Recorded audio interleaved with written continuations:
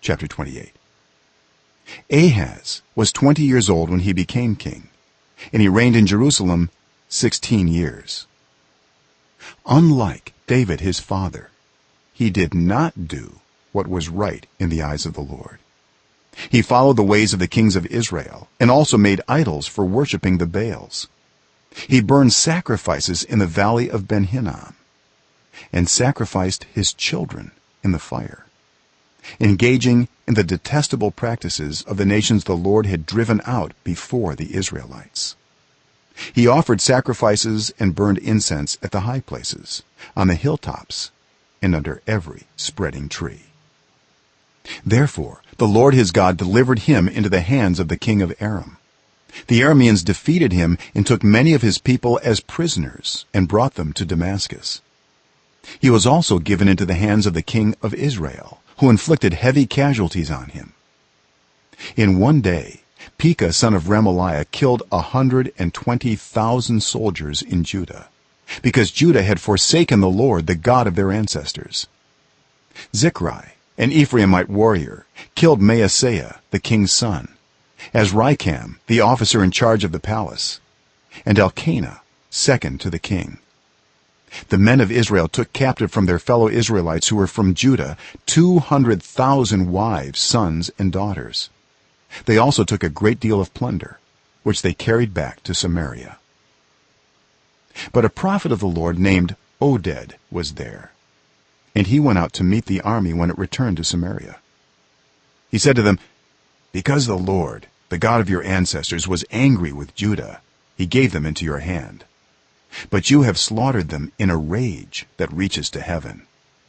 And now you intend to make the men and women of Judah and Jerusalem your slaves.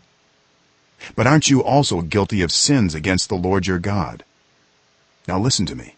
Send back your fellow Israelites you have taken as prisoners, for the Lord's fierce anger rests on you."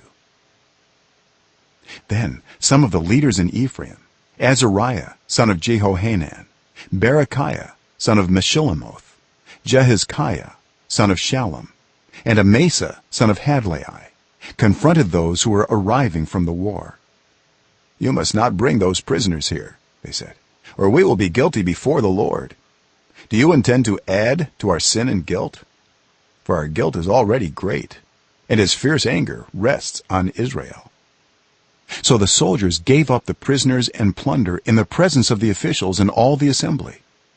The men designated by name took the prisoners, and from the plunder they clothed all who were naked. They provided them with clothes and sandals, food and drink, and healing balm. All those who were weak they put on donkeys. So they took them back to their fellow Israelites at Jericho, the city of palms, and returned to Samaria. At that time King Ahaz sent to the kings of Assyria for help. The Edomites had again come and attacked Judah and carried away prisoners, while the Philistines had raided towns in the foothills and in the Negev of Judah. They captured and occupied Beth-shemesh, Aijalon, and Gederoth, as well as Soko, Timnah, and Gimzo with their surrounding villages. The Lord had humbled Judah because of Ahaz king of Israel, for he had promoted wickedness in Judah and had been most unfaithful to the Lord. Tiglath-Pileser king of Assyria came to him, but he gave him trouble instead of help.